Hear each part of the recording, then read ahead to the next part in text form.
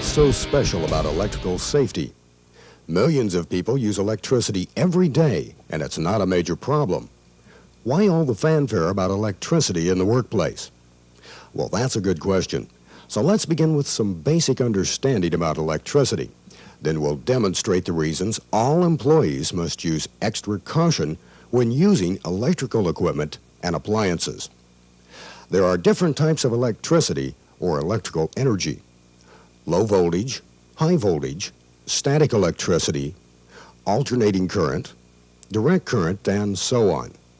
Static electricity is quite common because from time to time we experience a shock from a walk across a carpet, then touch a light switch or doorknob.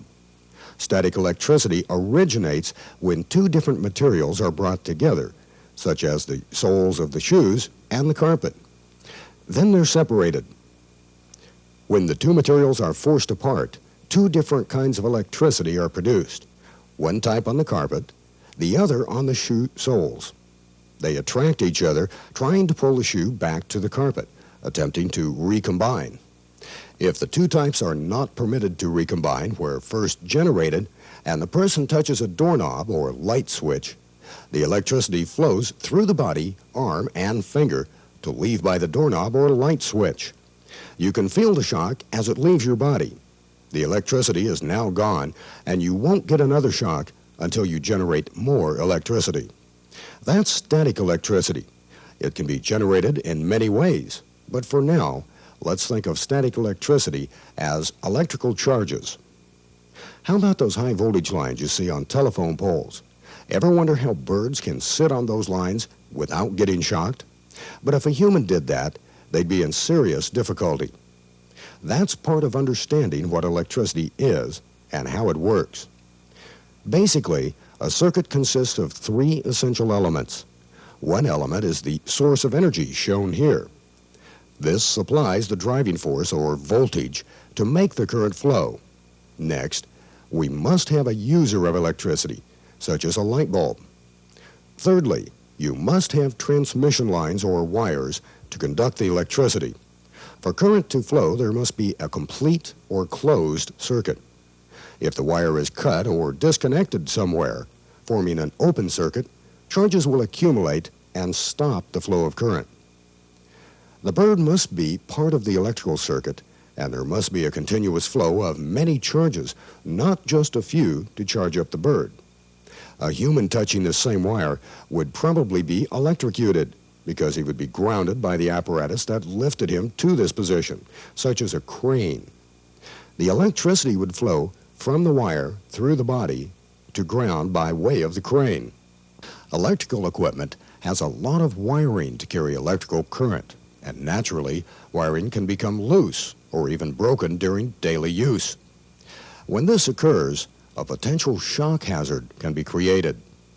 Let's look at a plug on some equipment. The large prong, as shown here, is a grounding prong. Essentially, it's your protection from shock in the event of a malfunction or short in the equipment. If you were to follow this third prong wire back through the electrical outlet, it would lead to a ground. Remember the guy on the crane?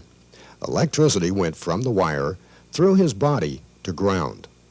In the case of this grounded appliance, electrical current will flow through this grounding prong, through the wire, and go to ground, not through your body. Electricity flows through the path of least resistance. Your body has quite a bit of resistance, and the grounding wire has very little resistance. If there is a choice, electricity will always flow through the ground wire and not your body. If there is no ground wire or other protection, electricity has no other option than to flow through your body. Electricity can also cause fires and explosions.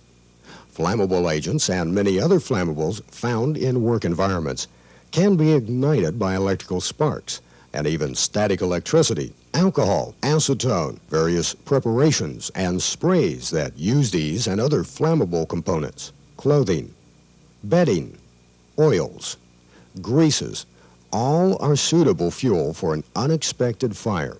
Now that you know why electrical safety is so important, what can you do to help prevent electrical shock and other potential electrical hazards. Remember the third prong on the plug. The other two electrical blades on the plug are for electrical current to flow. We call this a ground plug. 2 current-carrying wires and 1 grounding wire. Almost all equipment must be protected by this system. The third prong is your protection, as long as the prong and wiring are intact. It should be inspected periodically to make sure the ground wire inside the system is properly connected, and each person using the equipment should always inspect to make sure the prong is intact and that all wiring is in good condition. Wiring or cables that are cracked, frayed, cut, or damaged must be replaced. Inspect the connections to your equipment. If you notice any loose or worn parts, report it so it can be corrected. Quite often, you'll find a cheater plug on electrical equipment. It has a receptacle for inserting your 3-pronged plug, but then it has a 2-pronged plug on the other end. These must never be used because they offer no protection at all. If you notice this type of plug or adapter, remove it and get rid of it. It's dangerous. There may be some approved appliances and tools in your work environment that use only the 2-prong plug, as shown here. It can only be used with double insulated equipment. The protection is provided by double insulation inside the equipment and not through a grounding wire and grounding prong. The equipment must state double insulated on the manufacturer's data plate. If it doesn't state double insulated, then the 3rd prong and grounding wire plugs must be used. Follow your organization's policies and procedures regarding this type of equipment, as each situation is different. It's up to your organization to make the determination of what type electrical equipment to use. Naturally, liquids and electricity don't mix. Never use electrical equipment when any part of your body is standing on or near fluids. Make absolutely sure the electrical equipment you use is safe to use and it's being used in a safe manner. Electrical safety is common sense and being aware of potential hazards. Generally, the best advice is never place electrical cords where they can be tripped over or receive excessive wear. Damage can occur inside the cords with rough treatment. Keep cords away from heat and water or other liquids. Remove electrical plugs from the wall receptacles by pulling on the plug, not the cord. Avoid kinking, crushing, or binding cords. Inspect cords and cables frequently for wear, especially at the plug and connectors. Use only safe-approved extension cords. Avoid overloading any electrical circuits. This includes not using octopus adapters, which allow you to plug in more appliances than is authorized on each receptacle. Extension cords must be of the same thickness and rating as that of the equipment cord. Any questions regarding the serviceability or safety of the equipment should be referred to management. Don't use any defective electrical equipment if it becomes excessively warm or hot. Have it checked out. Immediately unplug any equipment if it begins to smoke or does not seem to work properly. If electrical equipment gives you a shock, no matter if it's just a slight tingle or mild shock, unplug it and don't use it until it's been repaired or replaced. Have we left any important information out of this program? Probably 1,000 other things, but the program has been designed to make you more aware of electrical safety, so you can continue your education and knowledge by knowing and understanding your organization's policies and procedures, being more aware about safety and the safety of all employees. It's a worthwhile endeavor, and it does save lives. Thank you.